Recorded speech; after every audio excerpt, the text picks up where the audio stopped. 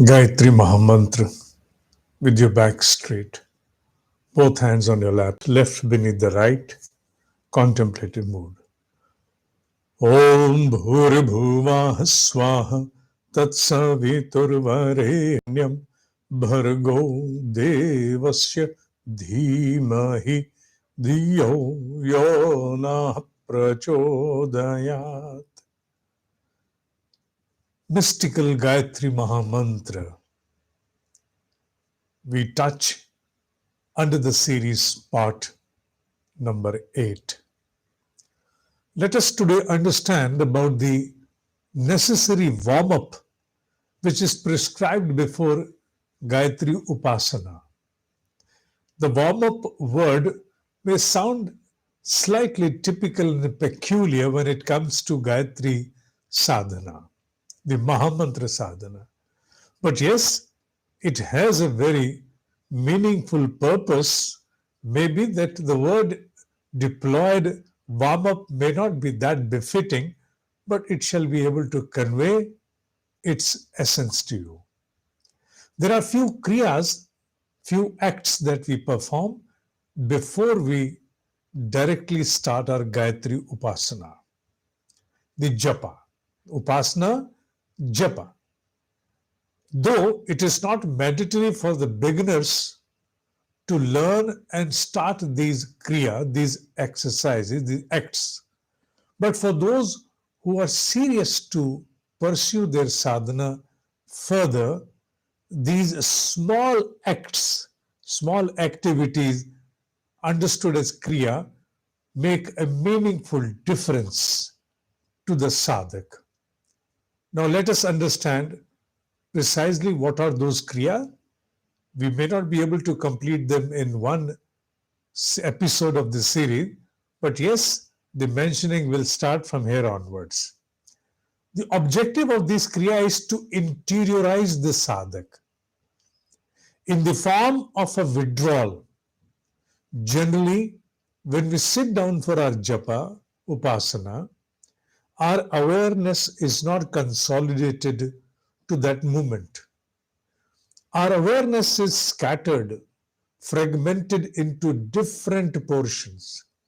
Our awareness is apportioned to different kind of assignments which knowingly, unknowingly are being dispensed through us.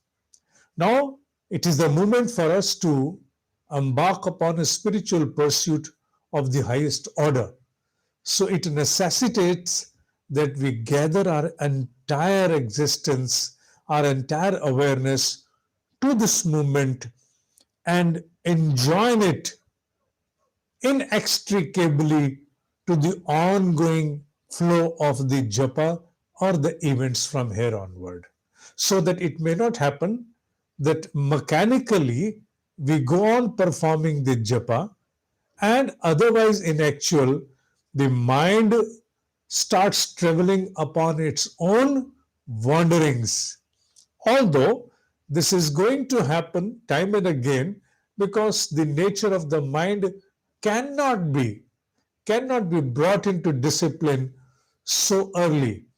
But yet there have to be techniques that must be used, must be practiced, which to a certain extent ensure to a seeker that the moment when you sit down for your sadhana, for your spiritual observation, at that point of time at least you're gathered.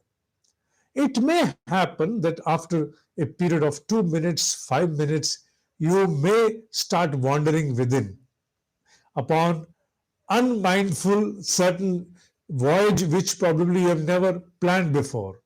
So wandering of the mind has no boundaries. It has no limits. But at least when you sit down, you are one, you are consolidated. Your entirety is available at that moment.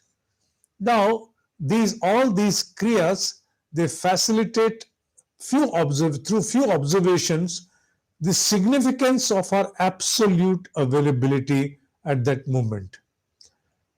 Before we come down to the exercises, keep one thing in your mind. These kriyas or exercises or acts, I may use different synonym to convey the same thing. This kriya maybe traditionally through the Sanskrit shlokas. But that does not mean that if you are not aware of the words of the Sanskrit shloka, you cannot practice those kriyas. It's not like that. The purpose is to understand, absorb, and conduct the meaning, the purpose of any such kriya. Each kriya has a specific purpose to accomplish. Unless that is accomplished, it is going to be merely a chant without a purpose.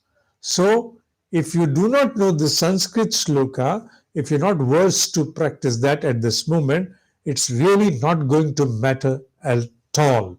So you should start the significance behind that particular kriya and start contemplating it within yourself as observing that what all it wants to accomplish is ongoing within you. So that shall suffice in the beginning. Later onwards, if you may choose, then you may also try to learn the shloka of each corresponding kriya. I'm going slow. I'm going slow deliberately so that you can travel along with me together at your ease. Now, under the aspects of the kriya, the first kriya which we accomplish is about purification. Before I come down to the kriya, let me once again bring in some more information about the purpose of kriya. Why do we need the kriya? What is the need to bring them as sort of a warm-up exercise before the japa? Withdrawal. As I started right at the outset, the purpose is the withdrawal from all dispensations of the mind wherever you are. Even in Ashtanga Yoga of Patanjali, there is a term that they use before dhyan, meditation, which is known as pratyahar. Pratyahar means withdrawal. Withdrawal of your senses inwards, the senses which otherwise want to conduct each and every business of their own domain outwardly, and even if inward, that business somewhere concerns the life outside. Even if you are undergoing imagination, that purpose of imagination, subject of imagination corresponds to the world outside.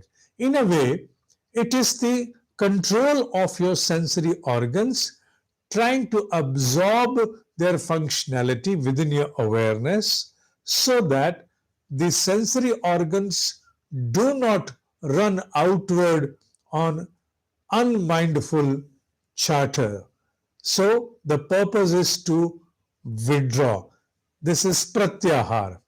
These kriyas, they draw us inward so that we get immersed into the Gayatri Japa, especially during those moments when an exalted manifestation of this Brahma Vidya Gayatri is transpiring within us.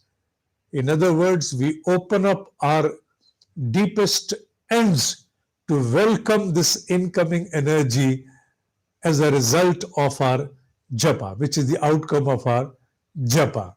The first kriya that we accomplish is purification, known as pavitri karanam. The idea is to purify ourselves within and without. We understand that we are now going to undergo a very serious spiritual pursuit of a higher order, wherein we should make ourselves with all pure, pious, and sanctity that has to be observed within. So we try to raise the level of our awareness to its highest ends. And for that, we first of all purify ourselves. We are now going to invoke a divine energy, a divine power. So for that, purity is foremost. It may not happen that any contamination of our thought, imagination, desire, ego, or a past recall may intervene to contaminate that incoming divine flow of energy. So removal of any and every sort of a contamination is mandatory. So that is why we say this Pavitrikaranam. Pavitrikaranam or purification is like sanitizing your mind, all the instruments of your mind along with your body. Primarily, you have to sanitize your sensory drivers because when they propel outward or even inward, they take you to unmindful journeys. So, your sensory drivers have to be purified, they have to be sanitized. So, it is an exercise to sanitize yourself in entirety at the end of your sensorial organs. So, to sanitize yourself, what do? You take the help of water. Water is one of the Panch Mahabhutas, an element which is now well recognized to have its own independent memory. Water has the capacity to absorb the emotion of its subject, and according to the emotion which is cast upon the water, it undergoes a change in its own constitution. And we have number of experiments that have come before us in the past few decades that yes, water undergoes a change in accordance to the emotion which is cast upon it. So it is not merely H2O, it is something more than that, which is also reflected in its molecular bonding when some emotion is cast upon to that. So we make use of the water here as the intermediary in order to dispense the objective that we seek. Now, the foremost is Pavitrikaranam, purification, sanitization of all of your sensory drivers and your entire constitution. So, what do? At the foremost, we take some water into our left hand and then we cover it as a lid by the right hand. The purpose is to enjoin the energy of both the hands and convey it to the water.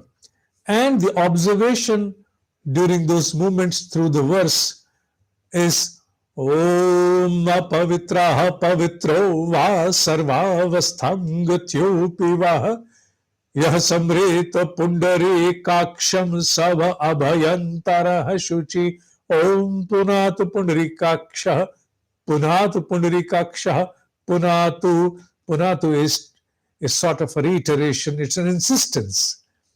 Now, what does it convey? It conveys the words of the mantra convey to the Lord that beholds the manifestation, this creation in its respective form. One who beholds the entire maintenance, the sthiti of this particular creation, of this creation, entire creation, which is Narayana, the one who has eyes so beautiful and large like the petals of a lotus, lotus-eyed, Kamalanayanam, Pundarikaksha. So we say, O the Lord, the one who bears those beautiful eyes like the lotus flowers, purify me at all ends, within and without. For I am unaware. Apavitra, pavitro. I am unaware whether I am pure or impure, at what end I am. I really don't know. I am unaware about my true state at this moment. So I seek your direct intervention to come and purify me. I recall thee to purify me, for now I prepare to enter this process to manifest the divine energy of Gayatri. So the mantra conveys primarily the aspects pertaining to purification, divine energy invoked into that water to come and purify you. This blissful observation takes your awareness to a higher order. Then, after that water is charged with this observation, then you sprinkle that water upon yourself.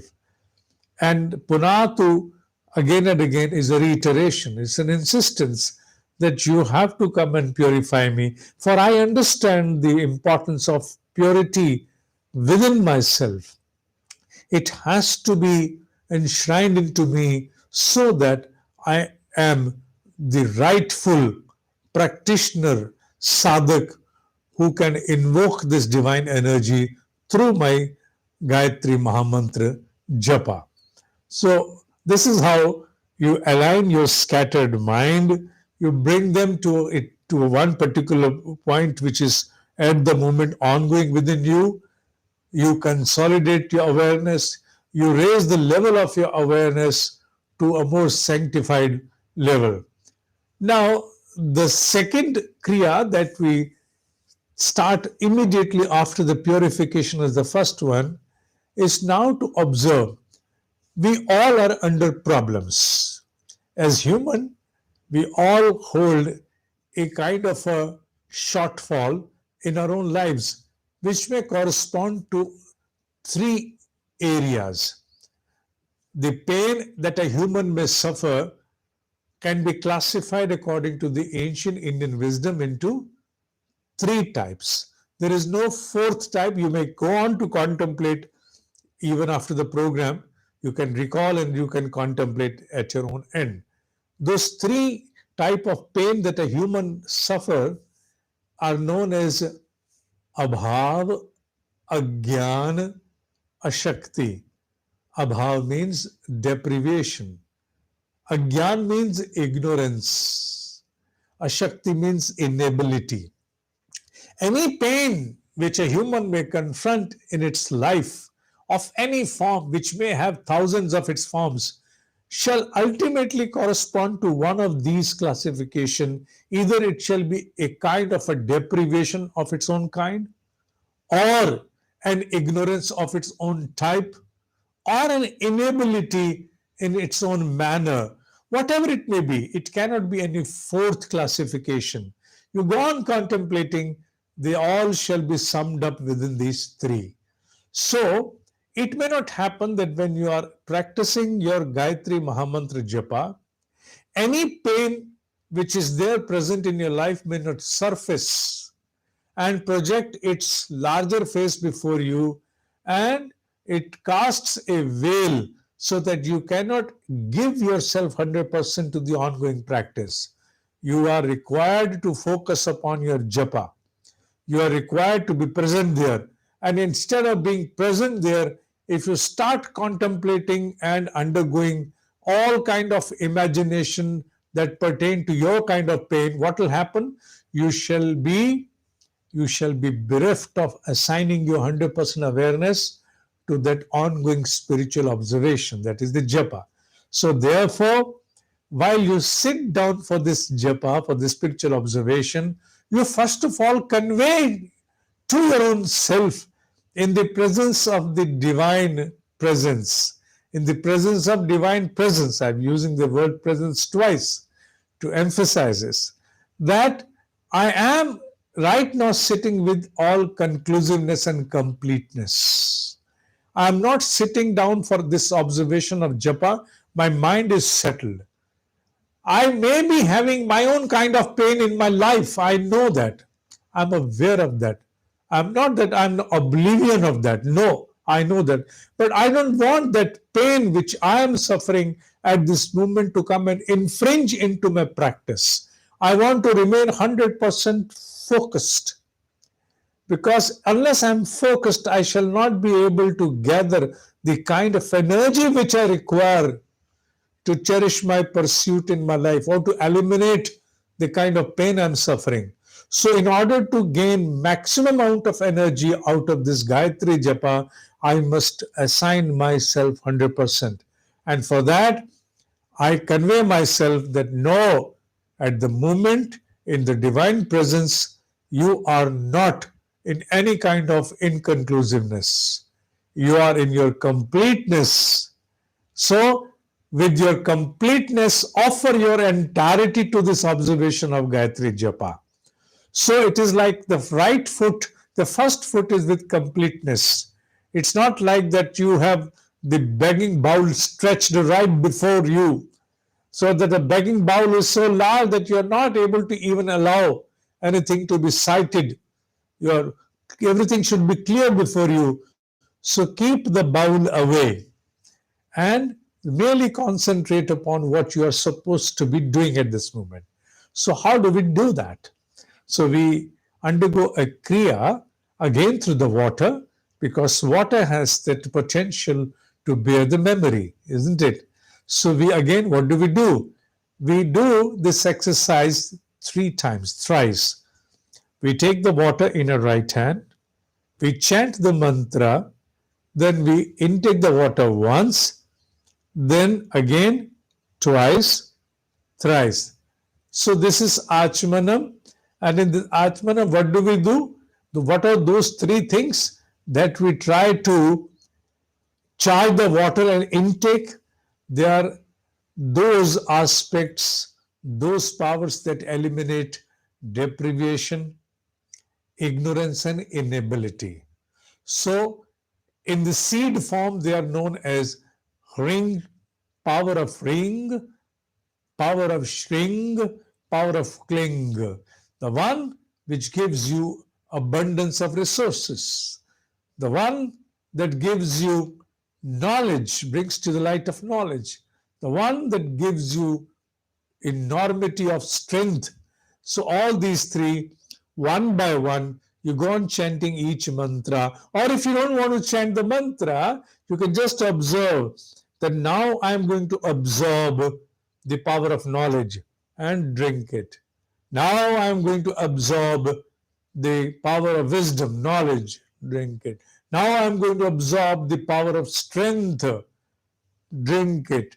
And remember, in those three respective mantras in shloka, each one has got the last word as swaha.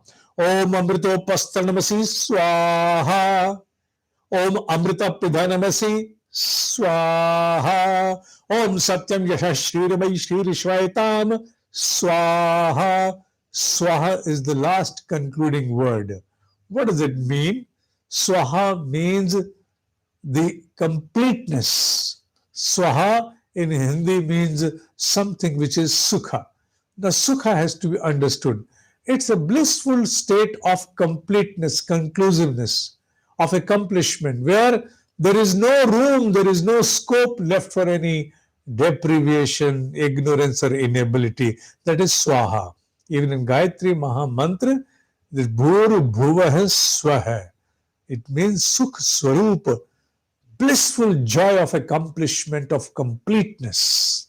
So you convey yourself that now I am complete with this ability, this power of knowledge, the power of strength, the power of resources. So I am complete. And with complete individuality, now I am mark my 100% for my spiritual observation of Gayatri Japa. So this is this second one, in which you intake three times little water into your right hand, 1, 2, and 3, to eliminate inability, ignorance, and deprivation. So these are the two kriyas that you accomplish before starting Gayatri Japa. There are very few more of them, which probably I would be taking up the next episode. But remember one thing, and that is these observations are necessary. And they're necessary for those who really want to ensure that they are present right at that moment when they start their Gayatri Japa. Initially, as I started this particular episode, maybe not for the beginners.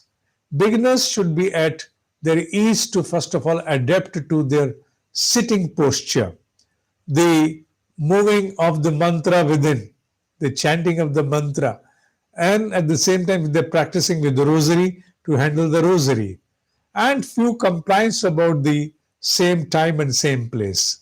But for those who have now stepped a little further, they are required to perform these kinds of observations.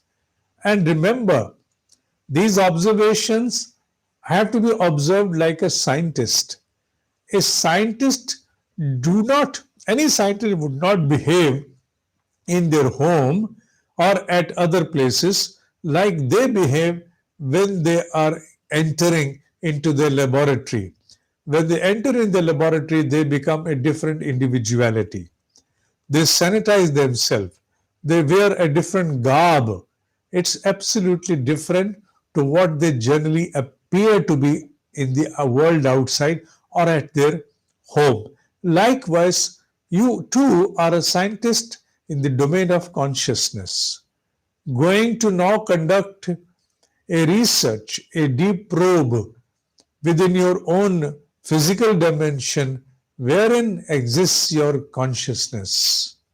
So you turn your own body, your own physical dimension as a laboratory. You go inside this laboratory fully sanitized in your own garb and a different state of mindset so that you can draw, you can gather the optimum levels of the outcome. So this kriya is a mandation for a sadhak and but not a mandation for a beginner. Have that in mind. More to come in the next episode under Saturday's Sattva series next Saturday, 7:30 p.m. according to the Indian Standard Time.